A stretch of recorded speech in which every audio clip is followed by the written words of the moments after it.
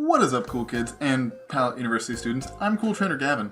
First of all, I just want to apologize if you hear some clicking in the background. My heater in my room is being super weird, and I don't know why, and I don't know how to fix it. So it's just going to keep interrupting me every now and then. So yes, this video is going up on both of my two channels, whichever one you're not watching this video on. The link for it will be down in the description below. Feel free to check that channel out. It would make you feel all sorts of good deep down inside. So as we're approaching some most likely pretty big Generation 8 news, because if you did not know, there is a Pokemon Direct scheduled for February 26th, I believe, so about 10 days from the time I'm filming this. And I'm sure that they're going to announce the region, you know, probably show off one or two Pokemon, perhaps the first evolution of the starters, probably the professor, and what the you know, the character art for the male and female protagonists, maybe a rival. I don't know. I really don't know how much they're going to reveal in it, but they're going to reveal something. And with that, I figured now would be as good a time as any to talk about what I want to see from Generation 8. So that's what we're doing today. It's going to be a mix of some sciencey things, as well as some gameplay things, just because that's who I am. You know, I love science. I have a science, you know, Pokemon Science dedicated channel, as well as I have a Nuzlocking / sometimes competitive Pokemon channel. So like me as one person, you know, I do both of those things. So this list is going to be comprised of 5 things that I want to see from Generation 8. First thing, I guarantee will be on nobody else's list because nobody else cares, but it's just something that I want to see because I'm nerdy. But I want to see them pay some more attention to the geology of the region. And yes, you know, I'm a geologist, I may be a little biased, but having more detail about the world of the game is never a bad thing, in my opinion, and I'm sure several other theorists will agree with me. And you know, I don't think that they should or really need to go into all that much detail. Like, I don't think they need to say, like, oh, Route 13 has a superficial layer of diabase, which is, you know, overlaying, you know, a 10-meter thick unit of granite. Like, that doesn't need to happen. As long as, you know, make more areas to the level of detail as like Vast Pony Canyon, or just give me something to work with, really, because probably the most fun video, or at least maybe the top 2 or 3 videos that I enjoyed making the most, is trying to figure out where Alola was on the map of you know, all the other regions. You can find the link to that video up there. Nope, wrong side. Up there.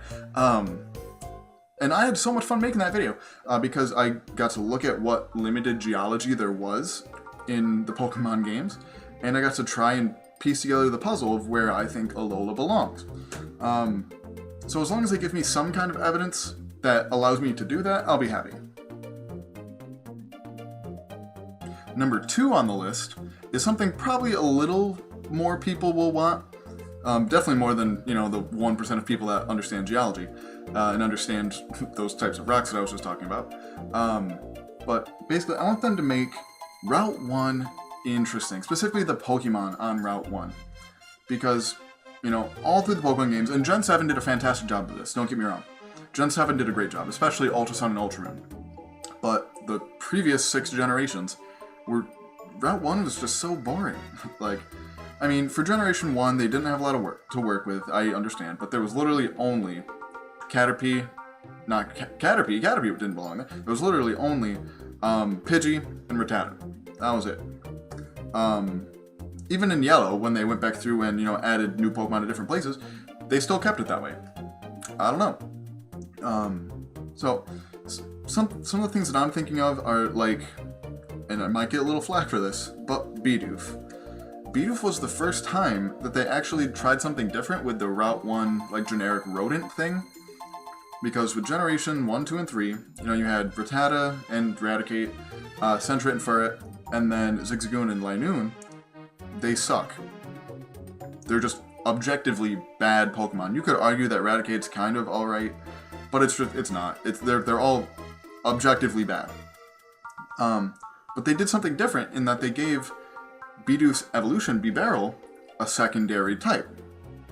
So, if you didn't pick Piplup as your starter, you had a water type at level 15, which you most likely could get to before the first badge, at least immediately after the first badge. So they did something different, and I want to see them keep doing things like that. Another, like, probably a better comparison, because it's a much better Pokemon, is Fletchling. You know, starts off as your basic normal flying type bird, but then when it evolves, it gets fire type instead of normal. So if they do something like that, I'll be happy. And I really hope, just side tangent, that there's more than like 50 new Pokemon like they've done. I mean, I think Generation 6 had the least. I think they had like 65-ish new Pokemon. Gen 7 didn't have too much more than that, maybe like 70 something, but they at least had Alolan forms. Anyway, I hope there's a lot more than that in this generation. And they don't just keep recycling the same Route 1 Pokemon, Route 1 trash from every other generation. Either that, or to sort of go along with that, I guess, the latter part of that statement, just give us usable Pokemon. Maybe not overpowered Pokemon, obviously, because it's Route 1, but Pokemon that are decent, but evolve into something great. So, an example that I was thinking of is Riolu. Riolu is not very good, but Lucario's amazing. Lucario's a great Pokemon, and it's not like it's super easy to evolve either, because it evolves with friendship during the day. So, I think Riolu is pretty good Route 1 Pokemon, being that, A, it's a baby Pokemon, so obviously it's not that strong, but it has so much potential in it. So, basically, all around, just make Route 1 Mons more interesting. Alright, so number 3 on my list is use new animals as inspirations for the Pokemon, and or kind of a slash in there. Use designs that, animals that have previously been used in different ways. So, just for the examples I have written down on like my sort of script here, I have an elephant, because really there's only one elephant Pokemon, I guess elephant group, which is Donphan and Phanpy.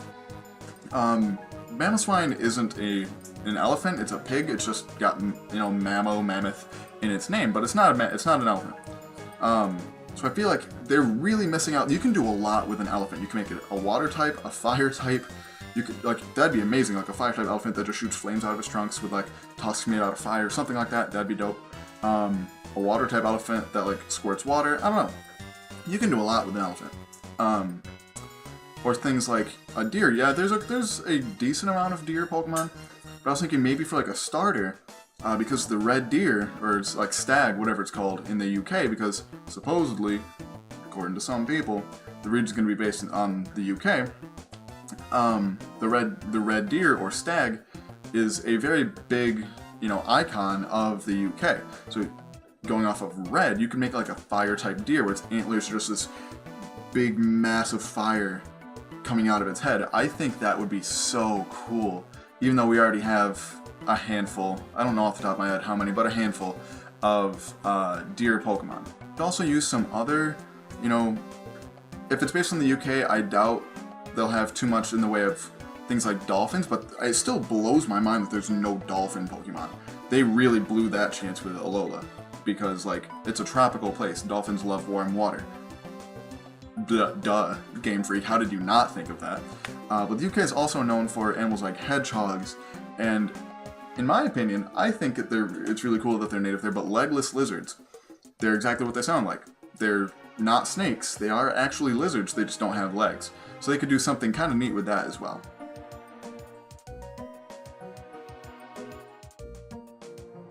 So I guess sort of moving away from design stuff, we get into number 4, which is make the starters competitive. And I don't think they need to dominate OU or anything like that, but take a minute and think. There are 21 starter Pokemon. I mean, I guess if you want to include Pikachu from Yellow, so that'd be 22. So then Raichu is technically starter. I don't know how you want to consider that. Anyway, we'll just go with 21. How many of them, without Mega Evolution, because not all of them have that, without Mega Evolution, how many of them would be OU or UU? Not all that many. Probably just Swampert, Primarina, and Venusaur, because of Chlorophyll. And I want to say that's it. But if you could just make them better, because it just made me so angry that Decidueye is one of the coolest Pokemon ever made. I don't think there's that many people who will be like, Decidueye sucks, Decidueye is stupid, it's a bad design. just purely talk about aesthetics. Nobody says that about a Decidueye. But its stats are just so, like, underwhelming. It's a very well-rounded Pokemon, and in its tier, it does okay. Like, it's a Defogger. Its Spirit Shackle is a pretty usable move because it lets you, trap Pokemon, lets you predict your opponent easier. But it's just not good. Even in-game, I didn't use it all that much when I played through Sun the first time, because it was just not good. So, like, I don't know, just make the starters better. Make them better Pokemon, whatever you gotta do. Give them better hidden abilities. Give them a better moveset. Give them a better type. There's still so many type combinations that could be used with Fire, Water, Grass that just haven't been used yet, or haven't been seen since, like, Torterra being Grass Ground has not been seen since Torterra. That's the only Pokemon that's that type. Same thing with Empoleon. Empoleon is the only Water Steel type Pokemon. I don't know how they haven't done something with that yet, but come on, Game Freak, get on your stuff.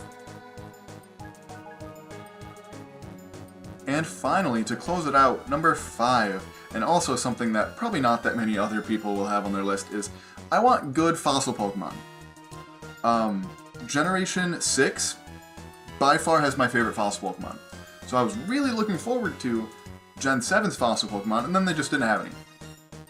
So, which I guess makes sense because being volcanic islands, lava is generally really bad at preserving fossils because it just burns everything. So it's understandable that they didn't have fossil Pokemon. I get it. But the UK, if we're still going off of the assumption that this region's going to be based off of the UK is hugely known for basically where modern paleontology got its start. I remember learning in one of my first geology classes about somebody discovering the first ichthyosaur, which is like it's a superficially like fish-like lizard. That's what the name ichthyosaur means. It means fish lizard.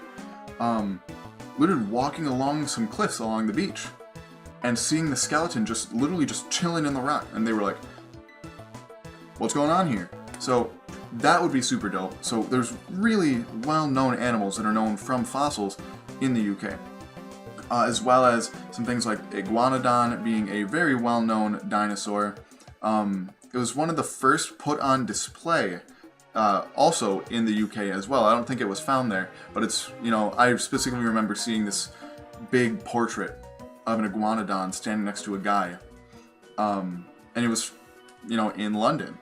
I have no idea where I found it, where I remember seeing that from, but another aspect that they could go with it as well is, for a long time, I'm going back to elephants, by the way, for a long time, Rome occupied what is now the UK in the Roman Empire. As such, they had their war elephants up there, in pretty decent numbers. So I'm sure several of them died while they were there. So that'd be kind of neat to base a fossil off of like the Roman war elephants. I think that'd be really cool because once again, elephants are just super underrepresented in Pokemon in general. So those are my top 5 things that I want to see in Generation 8 when it gets here in, I believe, November is when it's scheduled for. Hopefully, I mean, they've been doing that every year since I think like 2015, I think, is when they started putting out games every November. Hopefully. And let's also keep our fingers crossed for a new Mystery Dungeon game because I've literally been wanting that for like so long because the ones on 3DS were so bad. Anyway, side tangent. Moving on. Let me know your thoughts down below on what you're excited for in Generation 8. And if you enjoyed this video as much as I did, please like and or subscribe. Feel free to check out the other channel, whichever one you're not watching. Like I said at the beginning, link will be down below. And as always, there's a time and place for everything.